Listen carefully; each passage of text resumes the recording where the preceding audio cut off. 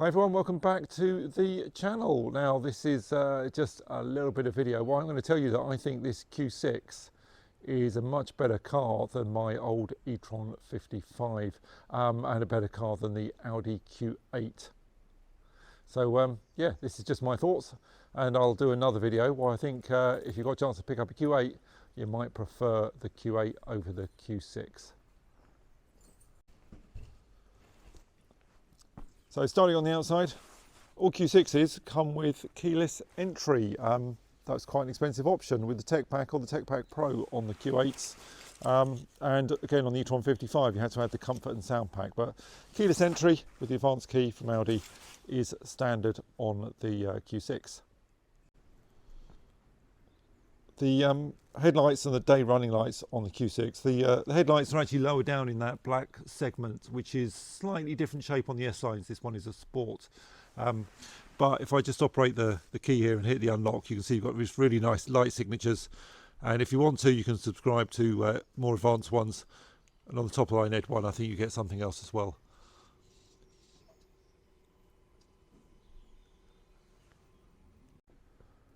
I've got to admit that that does look pretty cool when you start it up, but when I walk out to my house I kind of approach it from the side, and unfortunately I don't really get to see it that often, but you know, it's a nice little feature. It does some fancy stuff at the back end as well. So yeah, headlights wise, they are really good and they are really bright, and you get all these additional functions built into them, which I think you get on the Q8s now. My Comfort and Sound Technic pack on the e-tron 55 didn't have, but things like they call it motorway light, where it just adjusts the dip beam slightly higher on the left just to give you a better view on motorways, and it has a few other kind of nice sort of functions on it as well. You get good effective cornering lights on this Q6, and I have paid for the Matrix upgrade. The headlight hardware is the same across the range, so I've paid for Matrix lights. I've done that through the My Audi app, and the pricing on the Matrix for the Sports and the S-lines is significantly lower than the pricing of adding Matrix to an e-tron 55.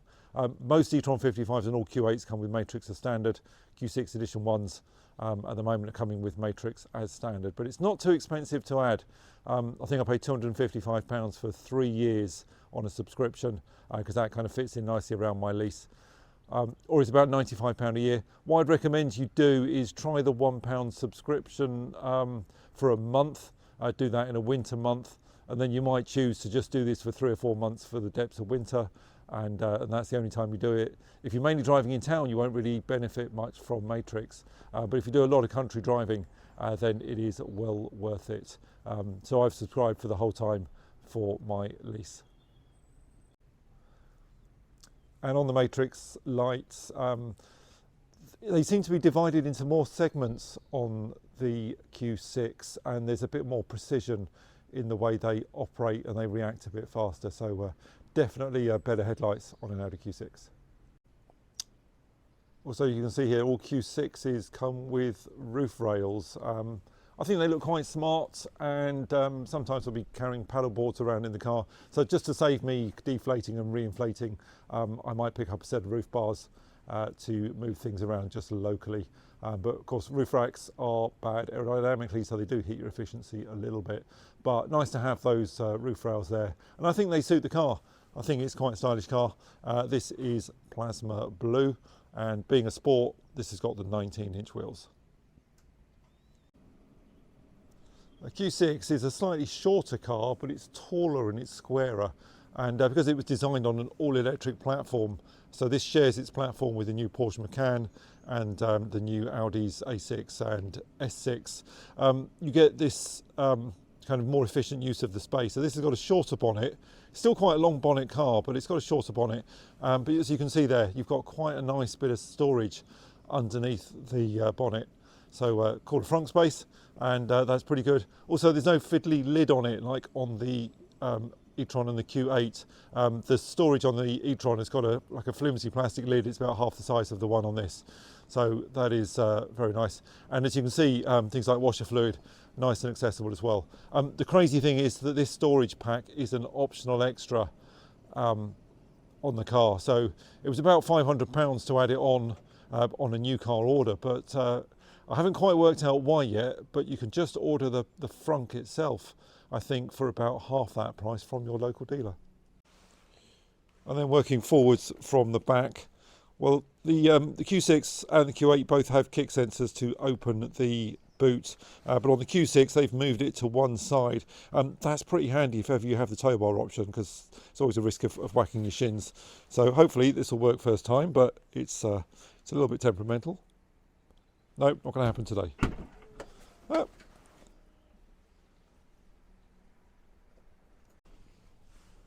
Boot-wise, Q6, Q8, not much to split between it in terms of the actual capacity of the boot. Both come with a bit of underfloor storage. In both cases it's reduced if you've got the Bang & Olufsen extra sound pack. So as you can see, I've got a few bits in there, but that's quite a good bit of space underneath. On the Q8 you get the wheel bay as well. Because I've got the front storage, that gives me the nets at the side as well, so that is a good bit of space. I think on the Q8 it's 569 litres, on this it's 520, but this is kind of taller and squarer, so I reckon you'll get just as much in it when it comes to real world luggage. Both cars get 40-20-40 split rear seats as well, so that's going to be handy for me next month when I've got to load the skis in and head to the mountains. One other option on this, I have got the tow bar, and as you can see, that is deployable from a button here. That's a pretty handy feature. It saves kind of clambering around underneath the car, trying to plug in a tow bar and then reach around behind the bonnet to get the electrics, because the electrics are built in on the side of the tow bar. Good boot illumination as well, so you know, this is a cracking car for that. Rear seats are very comfortable and there's plenty of legroom. So, you know, back of a Q6 has all the legroom you're going to need. The Q8 does have a bit more, and certainly the Polestars are enormous in the back. I very nearly had a Polestar. But this Q6 has got all the legroom that you're going to need. The seat's also a bit higher than in the A6 and the S6. So in terms of kind of comfort and thigh support, I think this is the better car. Where this wins, I think, is the kind of space around your shoulders and the headroom. You've got loads of headroom on this because it's a taller car. And that gives a bit more shoulder space as well, because it's got that kind of square silhouette to it. So I think the back end of the Q6 is just as comfortable a place as a Q8. As you can see, I've got the panoramic roof, and the panoramic roof on the Q6 goes further back and lets more light into the back of the car. So, you know, it really is a good sunroof option on this. It's fairly small on the Q8, but on this Q6, lovely big panoramic roof. Materials back here are a little bit plasticky, but down here there are two USB-C sockets which aren't standard on all the e-trons, and you've got your own temperature control back here as well, with heated rear seats as standard across the range. Again, those are options on Q8s and e-tron 55s, so depending on which model you go for. So nice to have a little bit more for passenger kind of, you know, comfort options in the back here. My kids definitely love having their own heated rear seats. Driving position is really lovely on this car. Although the seats are kind of height adjustable and forward and back adjustable with electric lumbar, that back and forth and the up down bit is manual unless you go with the Edition 1. But, you know, I'm the main driver of this car. It's very rare for anyone else to drive it, so I don't move the seats around very much at all. So that fact that it's now manual on this doesn't really matter. These sport seats are standard, and I think they are super comfortable. These are definitely, I think, a nicer seat than the standard seat on the e-tron 55 Technic and the kind of sport model of the Q8. I prefer this seat to sit in. You've got adjustable thigh support on it as well, which is good. Certainly gives me plenty of comfort for the long drives I've done so far. So yeah, very nice driving seat. And the position is good. Again, you feel like you've got that bit more shoulder space around you. The headroom is really good, and the forward vision is excellent as well. So, you know, great driving position on a Q6. This is definitely a nice place to be. I do like the materials in here. It certainly feels on par with the Q8 in terms of how things feel. I like the kind of soft top on the dashboard. I've got the Quattro, which gives me the sound and vision pack included. So that is space for the head-up display there. And as you can see, these bigger screens, which get a little bit complicated. Edition 1 gets a passenger screen up here, which quite honestly I didn't want. It's a pain with my kids trying to stream their own music through my car. So the last thing I wanted to do is have them fighting over the front seat, calling shotgun and getting into arguments just so they could fiddle with the screen and leave it covered in thumbprints. So yeah, quite pleased not to have the passenger screen on this. But as you can see, this is a really nice cabin with some lovely seats. Being a sport model, I've got the light coloured roof interior, which I prefer to the dark roof you get on the S-Lines and the Ed1s. Now all new cars come with a lot more safety kit, and that is true on this Q6. My old Technic was pretty poor on the tech. You know, they didn't even have blind spot monitoring. So on this thing you've now got blind spot warnings, which flash up on the inside of the indicators. Because this has got the sound and vision, it also comes up on this kind of dynamic interior lighting LED system as well, which is really nice. But there doesn't seem to be an audible warning associated with that. You get cross traffic alerts front and rear. Both this and the old e-tron have the forward autonomous braking, but this one has autonomous braking in reverse as well. So you know, that might just help out if you're getting a bit close on a parking space. That can intervene a bit too frequently for some people. I've known it go off a couple of times already with me just kind of manoeuvring around supermarket car park, but it can be inhibited if you want it to. You get these really nice kind of visual warnings flashing up in the head-up display and on the screens as well. Lane keeping, this car does have lane keeping. I wouldn't call it kind of self-driving, kind of a super kind of autopilot system, but it does have a basic lane keeping with a bit of assistance. In the old e-tron, that would just wrestle you down a country lane and you'd have to deactivate it because it was too invasive. On this Q6, it just seems to be better tuned and just a little bit nicer to leave on. So you tend not to find yourself kind of reaching to switch it off every time you get in the car. But on the motorway, it certainly assists and just intervenes should it be required just to keep you in lane. You get lots of visual warnings on it as well with the HUD on this. It throws up some kind of red line overlays on the lane markings if it thinks you're drifting out of your lane. So again, very, very sophisticated tech on this. Adaptive cruise is standard on the Q6 as well. That's something you'd have to pay for with the Tour Pack on a Q8 or an e-tron 55. And the speed limiter has now got traffic sign recognition. That's something I didn't have on my old e-tron. So the speed limiter can be automated.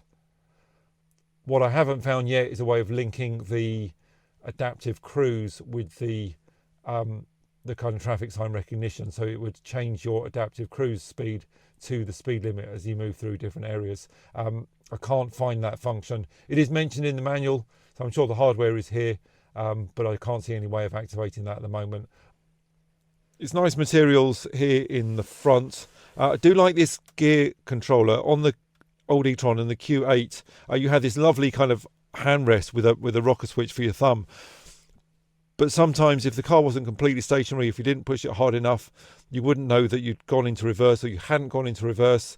It was sometimes possible just to kind of leap off in the wrong direction because you hadn't realised what mode the car had gone into, because Audis tend not to beep when you put them into reverse with the reversing sensors. But this gear controller, it's just a bit more positive and it's just a little bit safer. So I do like that. And as you can see, there's a B mode. That's the one pedal braking. The park brake is linked with the P position, so it's just one press on that and it does it. And then you've got very easy access to your driver assistance and your park assistance modes on here too. So I do like all of that. There is the smoker's pack as well as standard, which seems a bit odd, but you've got these dual USB-C, and then tucked in down here is the wireless phone charger. That must be cooled because my phone doesn't seem to get very hot when it is using that. Up here on the screens, I'm just going to pop it into reverse so you can see how good the cameras are on this. It's really, really clear. You get some great views on it, and it kind of overlays where you're reversing, and it blazing your distance. It even gives you a distance away on the overhead shot. So again, 360 parking cameras was an option on my old car. You only get a basic reversing camera on a Q8, but on this Q6 you get all sorts of stuff with it. One really lovely function on both cars that I haven't seen on any other brand yet is this rear camera washer. So a little tap on that and it gives it a wash. You get a lovely crystal clear view. That is super helpful. I know on the Mercedes it's hidden behind the Mercedes badge and kind of pops out when you put it in reverse, but just to have that camera wash is really good. And then you can swap between different camera views, so you can look at your forward cameras. You can look down the sides as well of the car as well. So, you know, this is really good for parking tech. There is a self-parking thing up here as well. It doesn't seem great, and it's I'm yet to kind of use it successfully. So once I've mastered that, I'll kind of do a video explaining how to use it, because they certainly don't make it very easy or straightforward. Now in front of the driver, you get some quite kind of funky displays there, and it shows the layout of the car relative to other traffic, a bit like the big screen in a Tesla. You can have an awful lot going on here, so I just like to kind of declutter it, reduce the amount of information that it's showing. But you've still got your paddles for regen, which come up, and yeah, this is a great car. One thing you can't do though is put the sat nav right here on this display in front of you, which is got to be a win for the Q8. Really like that function, but there's no way of bringing it up here. And then I've got the head-up display. Now you might just be able to see on this. I've got the speed limit showing ahead of me and the car speed itself. You get all sorts of navigation stuff on there. You've got safety stuff pops up on it. It is pretty good, and I really like having the head-up display. So I've shown you around a few bits on the Q6. As you can see, I really think it's got as much space in it as a Q8. It's certainly more practical in some ways than that bigger front and the squarer back end. I had to take a dishwasher to the tip the other day, and it was just easy to get it in the back of this. Although without having that completely flat floor with that little kind of ridge where it steps up where you fold the seats, I think getting some long loads in might be a little bit tricky. But overall, I've got to say this thing is pretty decent. I do like all the tech. I do like all the funky stuff that you get on this. And I do love having adaptive cruise. I think that works really well. The B mode, the one pedal driving, is fantastic around town. In our little Fiat 500, the Cinquecento there, that's quite aggressive. Whereas on this, my brother drove this. He's got an ID Buzz. He's got the one pedal mode on that. He said that doesn't kind of brake as firmly down to a stop, whereas on the Q6 it does. I think they've got the balance on this really, really nice. So yeah, it's just a great thing around town. I don't know that it gives you much more efficiency with the same platform. Porsche chose not to put a one pedal mode in, and the old e-tron, again, Audi was saying it's better to coast and have adaptive regen. The adaptive regen on this, I think, is very good. Again, it could be improved on with some software tweaks, but again, not everyone likes it, so you can switch it off. So yeah, it's a really, really good system. In terms of driving this thing just feels like a smaller car. Although I said earlier, you get in it, you think you're in a car that's bigger. When you're driving it down a twisty road, you think you're in a smaller car. There's just a precision and an agility to this chassis. And I know I've got the comfort suspension, I know I've got the 19-inch wheels, but this is still quite a firm, kind of sporty setup. You're aware of any ridges in the road and any potholes. They don't kind of come through harshly, but you are aware when you roll over stuff, which is something that you didn't know about in the old e-tron. That would just kind of float over the top. But this kind of gives you a lot of feedback. The way it controls the body roll and the kind of precision of the steering and the weight of it, this thing is absolutely beautiful to drive. I think the Porsche influence on this chassis shines through on this, and it is absolutely terrific. So yeah, as a driver's car, Q6 is the way to go. Okay, let's talk batteries and range. The old e-tron 50, quite a small battery with a range of about 120, maybe 150. The old e-tron 55, the one that I had for a long time, You can see my range test videos on the channel, but I reckon that car was worth 205 miles in the winter and about 225 in the summer. And that was pretty consistent on the motorway, just allowing for kind of bridge roadworks and our kind of average speeds. When I was in France, you know, loaded up, depths of winter, going on a ski trip, I get the range down to about 170, but the thing would recharge fantastically well with this super flat charging curve. You plug it in, you got 150 kilowatt charging speed, and it just held that all the way up to 80. It then dropped down to about 100 kilowatts, and at 95 to 100%, it was still doing 50 kilowatt charging. So, you know, it really didn't matter that the range wasn't huge. It was enough for what I use the car for regularly, which is my commute up to Heathrow. You know, and anything beyond that was just a kind of bonus. The new Q8 50 has got the same battery as the old e-tron 55, but Audi have unlocked a little bit more of the capacity, so you can use 89 of the 95. And again, with the marginal efficiency gains of the Q8. And having tested it, they really are marginal. It's just the tiniest efficiency improvement, if any, because I really didn't notice that much difference. So I reckon that car could be worth another 10 miles on top of the old one. So kind of 215 up to 235 in summer on the motorway. And then the Q8 55s, well, they have an enormous battery, about 107 kilowatt hours. I reckon you get 250 out of one of those without too much difficulty. But on the motorway in the winter, you might just see 2.3 miles per kilowatt hour. And in the summer, you know, on a slower trip, if it touched 3, you were doing really, really well. So, you know, not the most efficient car. But as I said, with the recharging speeds and the range that it had, it wasn't a problem with that battery capacity and that range. I think most people assume they're going to need a lot more range than they really do.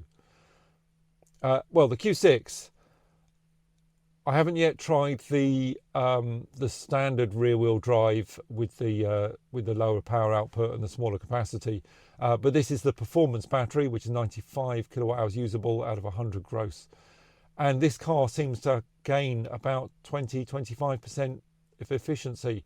I'm averaging kind of 2.9 to 3 miles per kilowatt hour in this. I reckon depths of winter right now on the motorway 270, maybe a little bit more. I think in the summer I'm going to top 300 miles motorway range in this, and yeah, I'm going to properly range test this at some point in the near future. We're also doing a 550 mile trip down through France soon, so that'll be loaded up with skis, depths of winter, climbing mountains, French autoroutes at 80 mile an hour. Yeah, that's going to be an interesting trip just to compare the two cars. So this has got ample range. I mean, my bladder won't go 250 miles without stopping for a break anyway, and recharging speed on this looks promising. You do have to tell it you're going to a charger, so it preheats the battery, otherwise your charging speed will be reduced.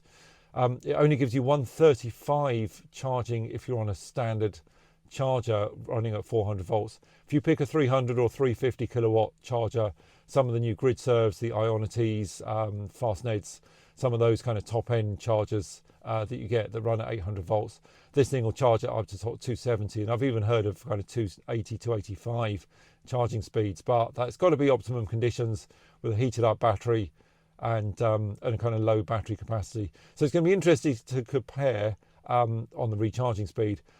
I certainly think if you're looking at just a 5 to 10 minute stop, topping up and getting going again, this thing will add a lot more miles to it.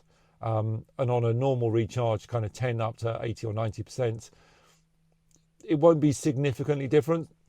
It was 25 minutes in my old car. I reckon we're going to be 20 to 25 minutes in this. Chances are, by the time I've queued for a coffee, bought it, been to the loo, got back out to the car, the thing will be charged up more than I need anyway. So going to be interesting to compare when I do the next ski run. But this car is more efficient and it does go a lot further on every kilowatt hour. That of course saves you a little bit on running costs. But Intelligent Octopus Go is what I use. I charge at 7 pence per kilowatt hour, and that means that it costs me, under £7 to fill the battery on this, and that's 250, 270 miles.